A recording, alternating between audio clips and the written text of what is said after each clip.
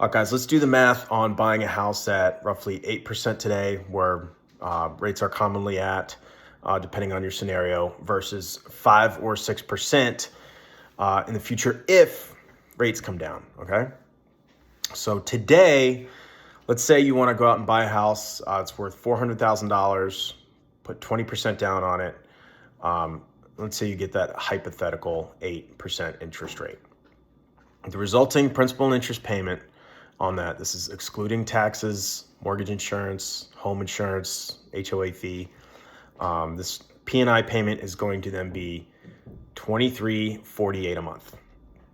Okay, if you buy now, there is not the competition that will be there if rates come down into the 5s and 6s. Okay, if rates come down, the people who are on the fence are going to come out, and there's going to be these massive bidding wars that are drastically going to inflate the values of homes and what they're being bought out. Okay, when rates go down, demand rises and prices go up. This is just simple economics and just an inverse relationship of home prices and rates.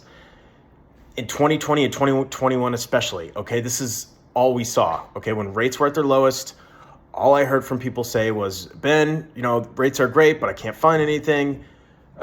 Everything's going over asking price by 20, 30, 40, 60, $80,000. It was ridiculous. It was just a feeding frenzy, and nobody could keep up unless people had really large down payments.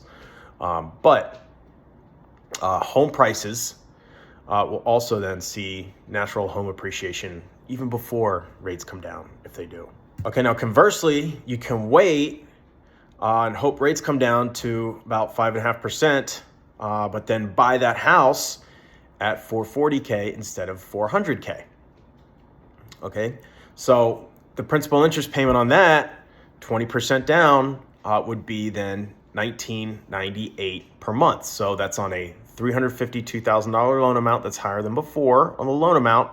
However, lower of a monthly payment in the short run, but the person that bought at 8% and a lower loan amount can now refinance their mortgage of $320K from an original payment of $23.48 a month down to $18.16 per month. So that's higher by $181 a month than what that person just bought that house at with a higher loan balance at the same 20% down payment at. Okay? And if you put less than 20% down originally, well, you just refinanced into a much lower mortgage insurance payment with your resulting increase in equity. Maybe even you got rid of all of the mortgage insurance altogether. Okay, so the person who bought at 8% now has a lower payment by $181 a month for the next 30 years. That's $65,000 roughly over that span, okay? And also, the $8,000 they saved on the down payment by buying when the home price was less is now used to cover the refinance costs, all right? Most people don't even pay those out of pocket anyways, or they can even choose to bypass the refinance costs by increasing their interest rate instead. But guys, understand that almost nobody keeps their original mortgage they buy a house with. Fannie Mae, Freddie Mac data suggests that 95 to 98% of all mortgages, they're closed out within 7 to 8 years from people moving, from people seeing a lower rate to get into, for people taking out what's called a cash out refinance.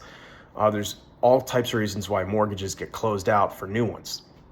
Okay, and there's no limit to how many times you can refinance in the future. And people often can refinance a house that they end up settling in close to 3 or 4 times before they pay it off in full. A cash out refinance, a new 30-year refinance, a 15-year refinance after you've paid off the home for several years are big reasons why people can refinance their homes easily 3 to 4 times. Okay, nobody buys a home for a short-term investment. It's always a long-run game. And your tax deduction would even hypothetically be higher in the interim with a higher rate. Now, that's if your situation allows you to write off your mortgage interest as a tax break. Consult that with their CPA.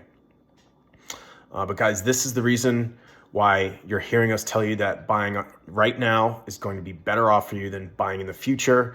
Guys, I could go on and on about this. So I'm going to make another follow-up video to this in terms of why this is even more important to you if you have a low down payment.